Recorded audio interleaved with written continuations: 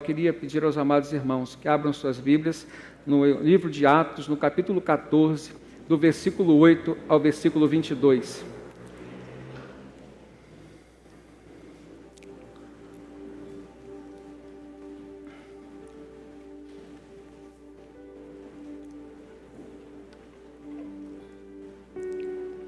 Atos capítulo 14, do versículo 8 ao 22, palavra de Deus que nos diz assim: Em Listra havia um homem paralítico dos pés, aleijado desde o nascimento, que vivia ali sentado e nunca tinha andado. Ele ouvira Paulo falar, e quando Paulo olhou diretamente para ele e viu que o homem tinha fé para ser curado, disse em alta voz: Levante-se, fique em pé. E com isso o homem deu um salto e começou a andar. Ao ver o que Paulo fizera, a multidão começou a gritar em língua licaônica, dizendo: Os deuses desceram até nós em forma humana. E a Barnabé chamavam de Zeus e a Paulo de Hermes, porque era ele quem trazia a palavra. O sacerdote de Zeus, cujo templo ficava diante da cidade, trouxe bois e coroas de flores à porta da cidade, porque ele e a multidão queriam oferecer-lhes sacrifícios. E ouvindo isso, os apóstolos Barnabé e Paulo rasgaram as roupas e correram para o meio da multidão, gritando: Homens, por que vocês estão fazendo isso? Nós também somos humanos como vocês. Estamos trazendo boas novas para vocês, dizendo-lhes que se afastem destas coisas vãs e se voltem para o Deus vivo, que fez o céu, a terra, o mar e tudo o que neles há. No passado, ele permitiu que todas as nações seguissem os seus próprios caminhos. Contudo, Deus não ficou sem testemunho. Mostrou sua bondade, dando-lhes chuva do céu e colheitas no tempo certo, concedendo-lhes sustento com fartura e um coração cheio de alegria. Apesar destas palavras, eles tiveram dificuldade para impedir que a multidão lhes oferecesse sacrifícios. Então alguns judeus chegaram de Antioquia e de Icônio e mudaram o ânimo das multidões. Apedrejaram Paulo e o arrastaram para fora da cidade, pensando que estivesse morto. Mas quando os discípulos se ajuntaram em volta de Paulo, ele se levantou e voltou à cidade. E no dia seguinte, ele e Barnabé partiram para Derbe, e eles pregaram as boas novas naquela cidade e fizeram muitos discípulos. Então voltaram para Listra, Icônio e Antioquia, fortalecendo os discípulos e encorajando-os a permanecer na fé, dizendo: É necessário que passemos por muitas tribulações para entrarmos no reino de Deus. Amém, amados? Feche seus olhos, por favor. Fechem seus olhos. Pai, diante da Tua palavra aberta aos nossos olhos, lida, Senhor, que o nosso espírito, Senhor, possa Te ouvir. Que Tu venhas, Senhor, nos tratar, trazer uma palavra a nós. Que possa, Senhor, segundo o próprio texto, nos fortalecer, servir de ânimo, nos enchendo de coragem. Que possamos, Senhor, ser sustentados por esta boa palavra que vem do Teu coração para nós. Dá-nos um ambiente propício, não só para ouvirmos, mas para meditarmos nela. E que o Teu Espírito Santo tenha liberdade agora, Senhor, para agir de forma coletiva e individual. Em nome de Jesus nós oramos. Amém e amém. Queridos irmãos, pagando o preço da fidelidade, da honestidade e do amor. Esse é o tema que eu gostaria de meditar com os amados. Nesse momento, capítulo 14, do livro de Atos dos Apóstolos, escrito pelo evangelista Lucas, trazendo narrativas daquilo que o Espírito Santo estava fazendo no meio da igreja, através da vida dos cristãos, especialmente dos apóstolos. Nós nos encontramos no finalzinho da primeira viagem missionária do apóstolo Paulo. E não tinha sido uma viagem difícil, não tinha sido uma viagem fácil, aliás. Ele tinha encontrado muitas dificuldades. Naquele momento, Paulo já tinha passado por perseguições, já tinha passado por incompreensões, já tinha passado até mesmo por castigos e injustiças. Às vezes nós pensamos que por estarmos fazendo a vontade de Deus, nós vamos encontrar facilidade. E isso é uma mentira. Muitas vezes o Senhor não nos poupa das dificuldades, principalmente porque em meio às dificuldades, Ele vai encontrar uma oportunidade de nos tratar, de nos fazer crescer, de nos tornar pessoas mais próximas até mesmo dEle. Muitas vezes nós reclamamos, murmuramos diante das dificuldades que enfrentamos. Mas à luz da palavra de Deus, e especialmente olhando agora para o exemplo de Paulo e Barnabé, nunca vimos esses dois servos do Senhor reclamando de nada. Principalmente Paulo, que viveu mais experiências narradas na Bíblia. Um homem que sofreu, passou por tantas dificuldades como nós já conhecemos e nunca murmurou. Ele agora se encontra numa cidade chamada Listra, uma cidade da região licaônica. Satanás não estava dando descanso nem para ele e nem para Barnabé, aliás, nem para nenhum dos apóstolos que estavam naquele momento se predispondo a levar a palavra de Deus às pessoas.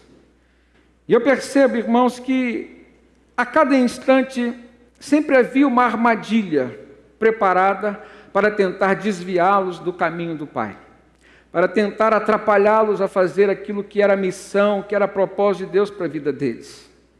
E a mensagem central dessa passagem bíblica nos mostra que muitas vezes, irmãos, nós somos tentados até mesmo pelas próprias pessoas a quem nós ajudamos.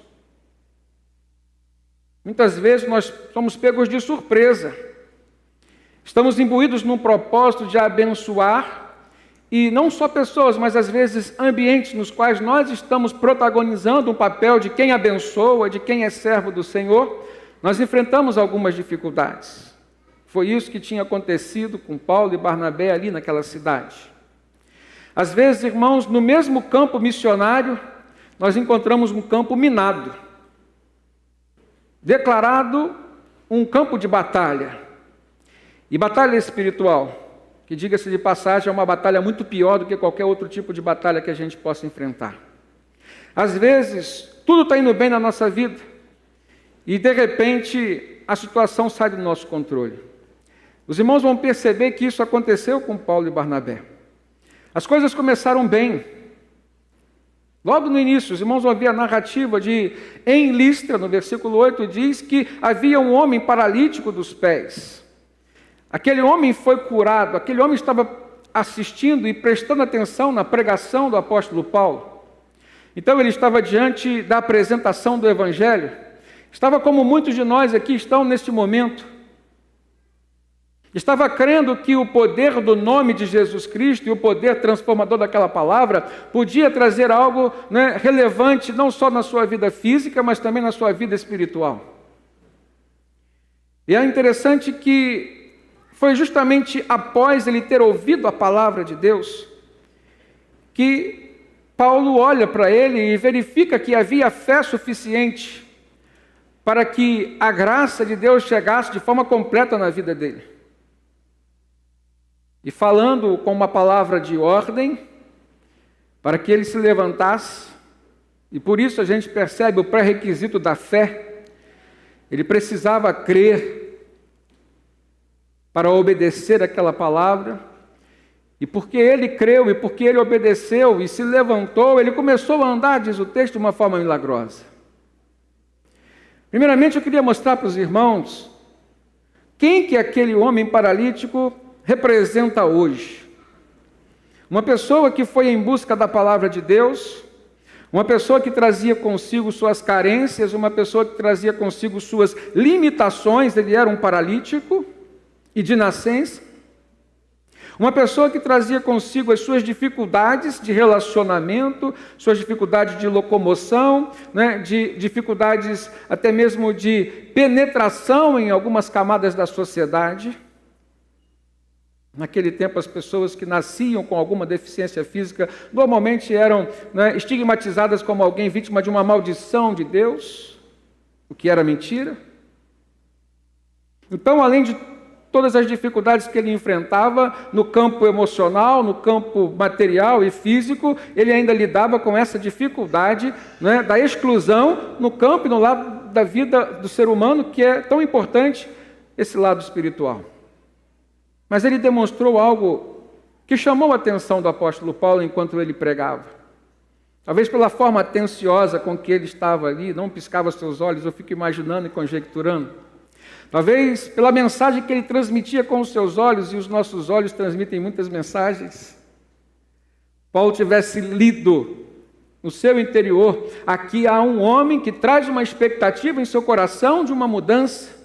Aqui há uma pessoa que, apesar de suas carências e do tempo de sofrimento, ele pode, pelo poder do nome de Jesus Cristo, ser apresentado não somente a salvação e a vida eterna pelo perdão dos seus pecados, como também pode receber uma graça nesse momento. Assim como qualquer um de nós aqui, irmãos. E às vezes a gente ouve testemunhos de pessoas que foram curadas no momento do louvor. Às vezes a gente ouve testemunhos de pessoas que foram curadas mediante uma oração e também mediante a palavra. Esse texto nos apresenta um milagre. Mas o que nos chama a atenção, e diferente do que normalmente a gente costuma ver nos evangelhos, de que antes do milagre Deus prova, aqui a gente vê um milagre e depois uma provação. Por quê? Porque tudo estava indo muito bem para Paulo e Barnabé. E por conta daquele milagre que Deus fez, alguma coisa fugiu do seu controle. As coisas começaram a se levantar, e eu creio que foi o inferno que se levantou contra aqueles homens, justamente porque eles estavam pregando a palavra de Deus. A fé no ser humano incomoda as trevas. Preste atenção nisso, a sua fé incomoda o inferno. Na carta aos Hebreus, no capítulo 11, a gente vê um capítulo inteiro dedicado às questões da fé. E o autor começa dizendo: a fé é a certeza daquilo que nós esperamos e a prova das coisas que nós não conseguimos ver. Ele continua dizendo: pois foi por meio da fé que os antigos receberam um bom testemunho. E a gente leu no texto que o Senhor não deixou sem testemunho os seus apóstolos, a sua palavra, o Evangelho de Cristo Jesus. E o que isso significa? Não deixar sem testemunho. Ou seja, Deus não deixou as palavras serem declaradas de forma vazia, mas elas causaram transformações na vida das pessoas. E pessoas que foram transformadas não só interiormente, mas também exteriormente, como foi o caso desse paralítico, serviram de testemunho para o poder da palavra do Evangelho de Cristo Jesus. Ainda nessa carta aos Hebreus, no versículo 3 do capítulo 11, o autor diz: pela fé nós entendemos que o universo foi formado pela palavra de Deus, de modo que o que se vê não foi feito do que é visível. Olha que coisa linda e maravilhosa, irmãos. Disse Deus: haja luz, e houve luz. Pela palavra, Ele criou o firmamento. Pela palavra, Ele criou o universo quando nada existia. E eu creio que pela palavra Ele me criou, pela palavra Ele nos criou, pela palavra Ele criou esta comunidade cristã aqui, pela palavra Ele tem nos sustentado, irmãos, pela palavra Ele nos conduz a Ele, nos reconciliando. Pare e pense sobre o quanto a fé é importante nas nossas vidas. E eu percebo que ainda hoje, Deus continua usando a fé.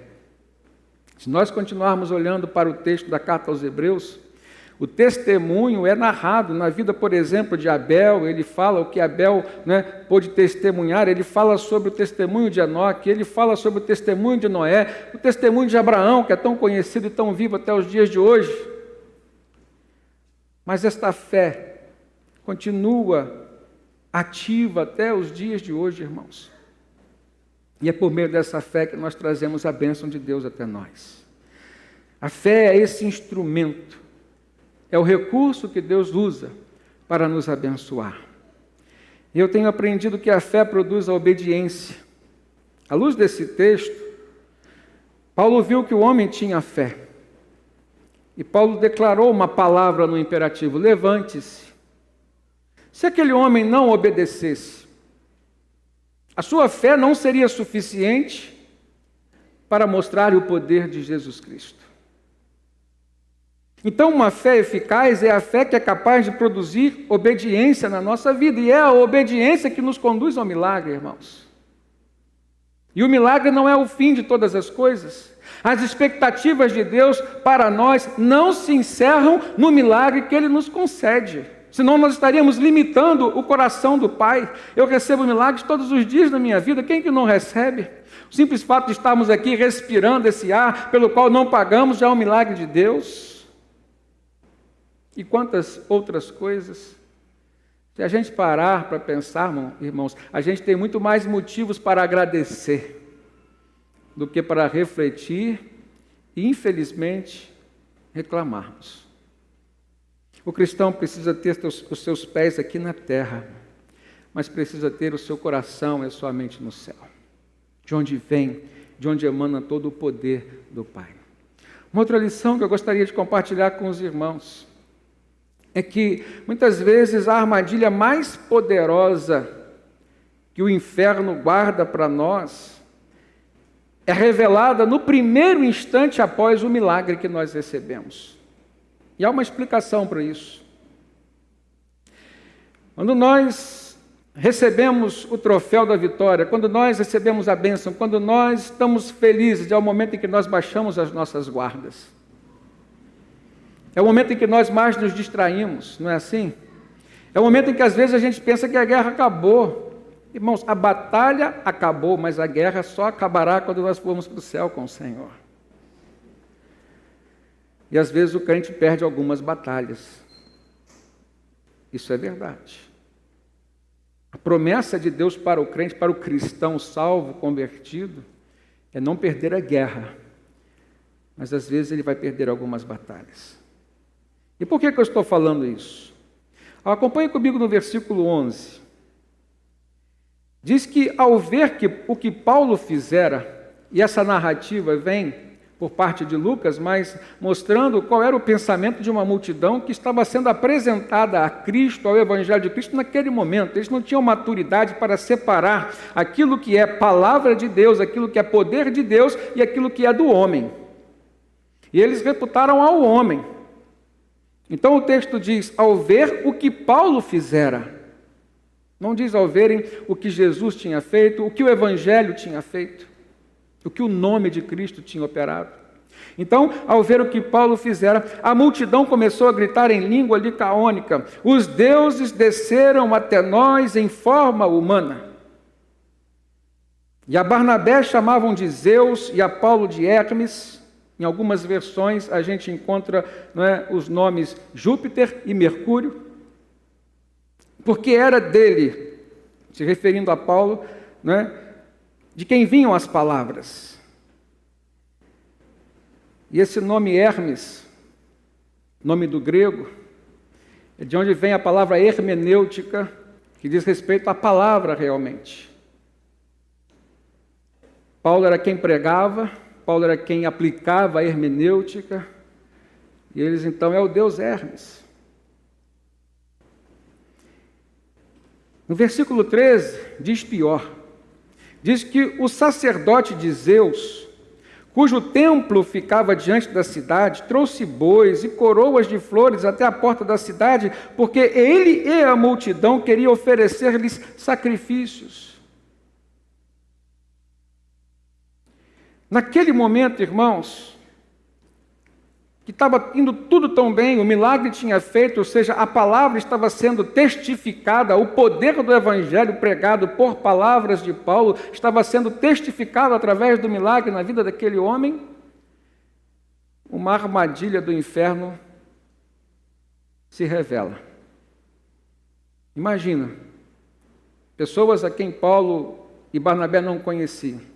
E é interessante o fato do texto dizer que eles estavam gritando na língua licaônica, e Paulo e Barnabé provavelmente não conheciam, e por isso demoraram a decifrar o que estava acontecendo ali. Quando nós aqui do Flamboyant fomos numa viagem missionária para Angola, a gente presenciou momentos em que as pessoas falavam o português, mas na Angola há 3 línguas maternas.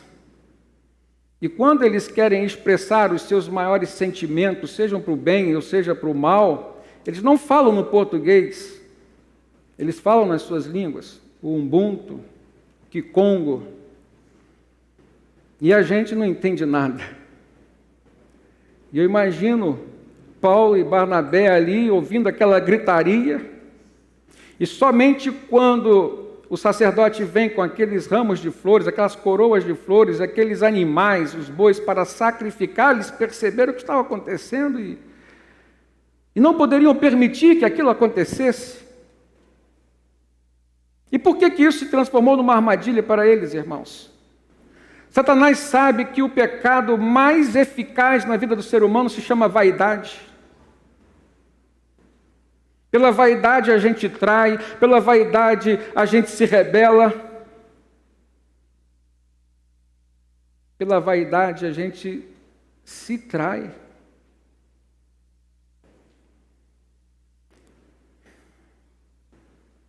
Existe algo que Deus não aceita, que diz respeito ao compartilhamento da sua glória.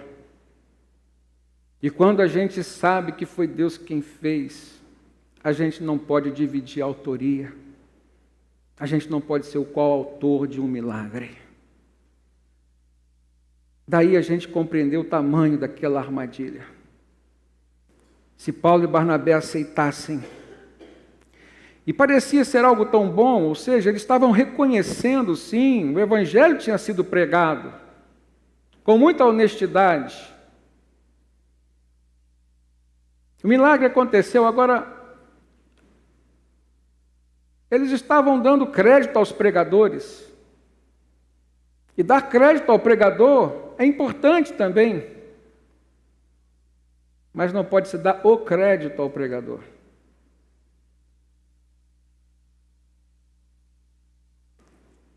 Paulo e Barnabé, naquele momento, perceberam que a glória de Deus estava sendo dividida. Aliás, ela estava sendo completamente usurpada.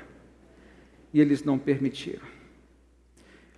A gente percebe naquela atitude, irmãos, aquilo que poderíamos denominar como terrível consequência da ignorância espiritual das pessoas, que as leva a uma cegueira, a uma religiosidade cega. Religiosidade cega, ou seja, uma religiosidade que nos impede de enxergar, de ver, de compreender. Na Bíblia a gente encontra alguns exemplos. Jesus falou que os fariseus eram cegos religiosos. Eles não conseguiam, por exemplo, enxergar os sinais de Deus. Eles não conseguiam, por exemplo, enxergar, que Jesus era o Cristo, o Messias. Eles não enxergavam os verdadeiros valores de Deus, irmãos. Não conseguiam ver que Deus amava, por exemplo, os pobres, os marginalizados, os paralíticos, os surdos, os cegos. Insistiam naquela interpretação tosca e errônea de que prosperidade material é sinônimo da aprovação e da bênção de Deus, o que não é. Tantos corruptos estão com seus bolsos cheios.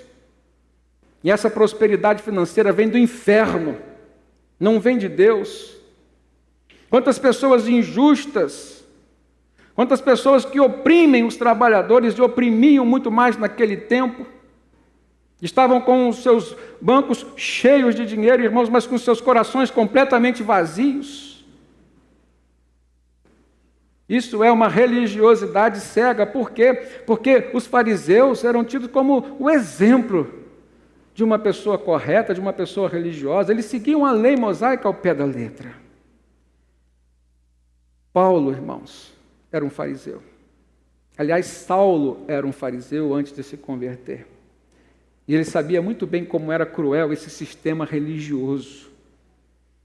Isso fez com que ele impedisse, não só pelo medo do castigo de Deus, não só pelo medo, irmãos, da correção do pai, não só pelo sentimento de não querer entristecer Deus, mas também por se sensibilizar com a ignorância daquele povo, de não querer deixá-los pecar, de não querer deixar uma maldição sobre a vida deles. Então a gente vê no coração daqueles dois homens, Paulo e Barnabé, 3 pilares do cristianismo: a fidelidade a Deus e às Escrituras, a honestidade para com Deus, para com o próximo, para consigo mesmo e para com a palavra, e a gente vê o amor. Porque sem o amor também não há como viver de forma integral essa honestidade e essa fidelidade. A gente vê o amor quando ele olha para as pessoas em pecado e ele quer impedi-las de pecar. Quantas vezes a gente não se vê numa situação semelhante? Não só como cristão, mas às vezes como pai, a gente vê os filhos enredando por um caminho que vai levar para um final triste. E a gente faz de tudo para impedir. Como irmão, como amigo. É o amor. É o amor quem nos move a tentar sacrificar o próprio eu em prol da bênção do outro.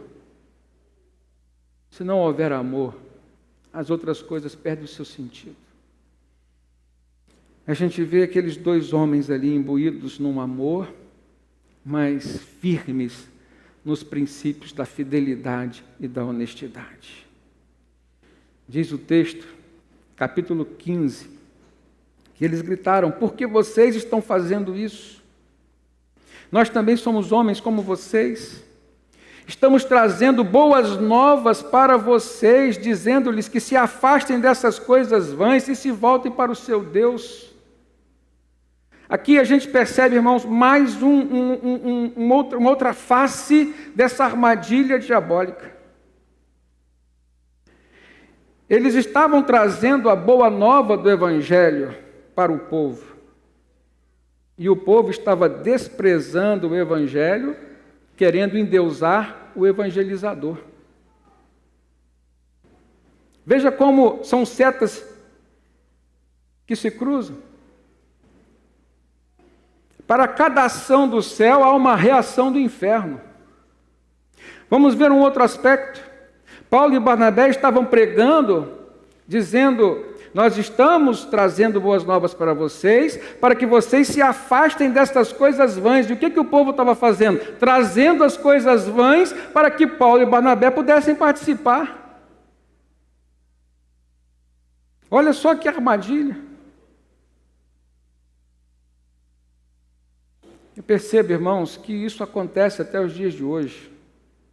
De um jeito ou de outro, de magnitudes diferentes, mas acontece.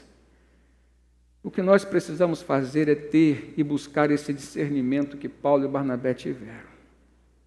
Seria um fracasso naquele momento para o Evangelho, se Paulo e Barnabé aceitassem aquela glória que aqueles homens estavam querendo acreditar a eles por conta do milagre, e não por conta, e não acreditar a Deus, e nem tampouco as boas novas do Evangelho. Eu tenho aprendido, irmãos, que nós precisamos fugir dos aplausos. Dos aplausos. Fazem muito mal ao nosso coração.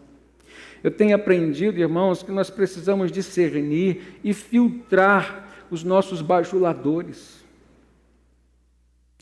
O sacerdote de Zeus veio bajular.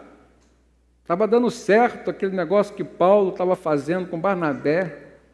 Lembra daquela outra passagem lá na cidade de Filipos, que aquela mulher, tomada por um espírito demoníaco, que dava a ela a capacidade de adivinhar o futuro das pessoas, quando ela viu Paulo e Silas, agora nessa segunda viagem, pregando o Evangelho ali, ela se aproximou deles, quis colar neles, dizendo: esses homens são homens de Deus, do Deus vivo.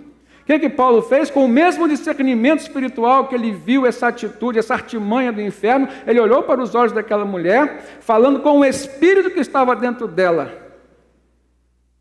e a libertou. Ela perdeu seus poderes naquele exato momento. Discernimento espiritual sobre contra quem nós estamos lidando. Agora, para isso, irmãos, é preciso ter coragem. E é preciso ter dignidade para saber refutar, para repreender aquilo que se levanta como multidão. Porque nem sempre é uma multidão de pessoas, mas às vezes é uma multidão de argumentos que vem de uma pessoa só. Nem sempre é uma multidão de pessoas, mas às vezes é uma multidão de fatos. Uma sequência de problemas que vão acontecendo. Uma sequência de perdas, e você começa até mesmo a questionar a sua fé, você começa a mexer com os seus princípios, com os seus valores, começa infelizmente a questionar a própria palavra, querer mudar a própria palavra, irmãos. Tem gente que não resiste.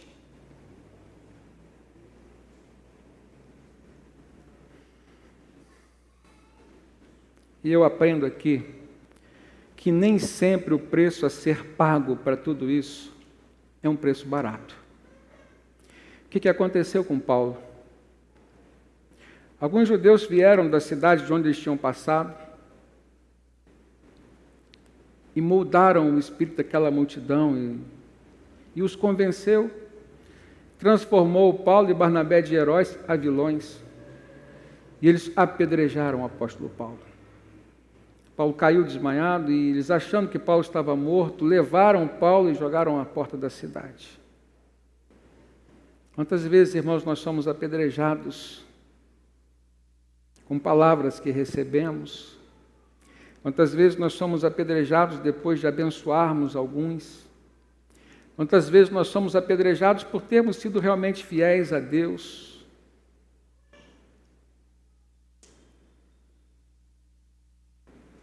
Mas eu aprendo uma coisa maravilhosa. Deus não abandona os seus servos em momento algum. Deus não abandona os seus servos em momento algum.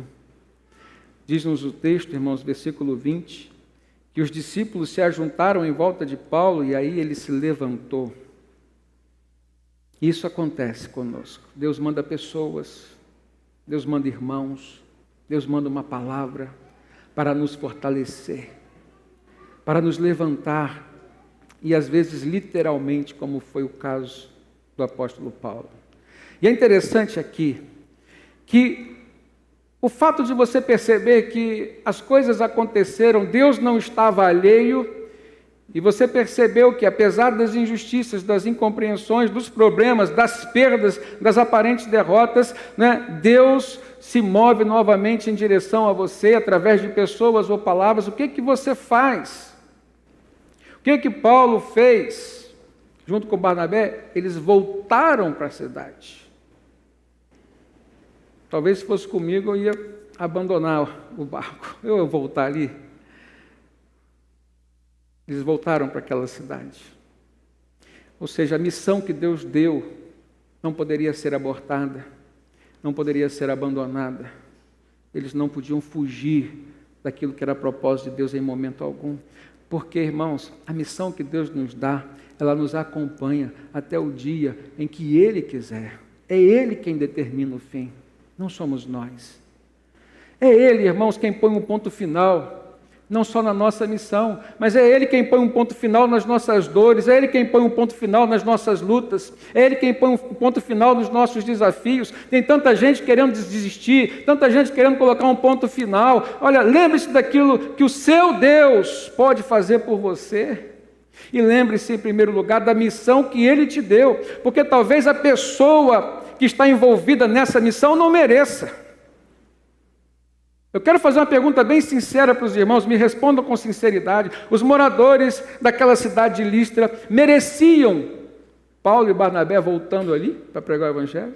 Sejam honestos. Não. E teologicamente nós podemos afirmar que não. Nós que somos cristãos, estamos aqui, não merecemos nada disso. Eu não mereço nada de bom que Deus me dá, mas é graça dele na minha vida. Mas eles tinham discernimento daquilo que era a vontade de Deus, eles voltaram. Dali eles prosseguiram, o texto mostra que eles foram até a cidade de Derbe, pregaram a palavra, muitas conversões, e aí há um momento muito interessante que eu quero concluir essa palavra com os irmãos. Eles voltaram pelo mesmo caminho que eles tinham ido. passaram de novo em Listra, passaram de novo em Antioquia. E o que eles estavam fazendo ali? Versículo 21. Diz que eles pregaram as boas novas naquelas cidades, fizeram muitos discípulos, então voltaram a Listra, Icônio, Antioquia. E o que eles estavam fazendo? Versículo 22. Fortalecendo os discípulos, encorajando-os a permanecer na fé e dizendo: é necessário, irmãos, que passemos por muitas tribulações para que possamos entrar no reino de Deus. Amém? Às vezes a gente reclama de tribulação e a palavra de Deus vem dizer: é necessário que a gente passe por tribulação. Só Deus sabe o que é necessário para a nossa vida. Mas aqui a gente percebe Deus usando os apóstolos para quê? Para fortalecer, para encorajar, para fazer os crentes permanecerem na fé. Fortalecer pode ser não só o seu irmão, pode ser não só alguém da sua família, da sua igreja, pode ser a si mesmo. Deus quer te fortalecer e às vezes é você que está enfraquecido e precisa ser fortalecido. Encorajar, às vezes há um momento em que Deus te usa para encorajar o outro, mas às vezes é você quem está precisando de encorajamento. E talvez Deus tenha te trazido aqui hoje para ouvir essa palavra. Ele não te deixa só. E Ele está disposto a te fortalecer, a te encorajar e a fazer você permanecer na fé. Amém? Mas para isso é necessário que você saiba de uma verdade. Tribulações, às vezes são a chave para a nossa entrada no reino de Deus. E quando a gente rejeita a tribulação, quando a gente elimina um problema e não resolve, não entrega a Deus para resolvê-lo, a gente está pegando a chave do reino de Deus e jogando fora. Talvez para você essa palavra venha de forma esclarecedora a te dizer: não elimine quem Deus colocou no teu caminho, não elimine aquilo que Deus te deu por bênção, por mais atribulado que esteja o momento que você está vivendo, por mais problemática que seja as circunstâncias, e por mais longo que seja esse tempo de sofrimento, ele nunca se comparará ao tempo da eternidade que você viverá nos céus com Deus, se você não desprezar a chave do reino do Pai. Aleluia! Glória a Deus. Feche seus olhos, por favor. Quero orar por você. Senhor, Tua palavra é linda, maravilhosa, Senhor. Mas, sobretudo, ela é poderosa. Ela é poder para aqueles que creem. Muito obrigado porque o Senhor nos trouxe aqui para nos fortalecer. Muito obrigado porque o Senhor nos trouxe aqui para nos encorajar. Graças te damos, Senhor, porque o Senhor vem nos mostrar com relação às armadilhas que o inferno, Senhor, vem armar diante de nós, no nosso caminho. Graças te damos porque esta palavra nos revela, Senhor, porque às vezes é depois do milagre que essa armadilha vai ser colocada diante de nós, diante da nossa distração, diante da nossa alegria, Pai. Mas nós te pedimos, Senhor, nos dê sabedoria, discernimento espiritual. Nos dê o teu favor, Pai, para que possamos ter discernimento, possamos refutar, que possamos repreender como Paulo e Barnabé repreenderam, mas que possamos, Senhor, dar palavras na autoridade do nome de Jesus. Como Paulo disse, aquele paralítico, levante-se. E ele se levantou, Pai. Que possamos dar o crédito à Tua palavra, que possamos dar todo o crédito, Deus, ao nome de Cristo Jesus. E que possamos nos submeter sempre a Ti, Pai. Senhor, nossos corações estão abertos. E nós te pedimos, Senhor, que a Tua obra, Senhor, seja feita contigo, Pai. Não para o Senhor tão somente, mas com o Senhor. não abrimos mão da Tua presença. Perdoa, Senhor, pecados aqui. Perdoa. Mas recolhe o Teu povo, Pai, como ovelha do Teu rebanho. Recolhe, trata em nome de Jesus. Apacenta-nos, pois precisamos, Deus. Em nome de Jesus.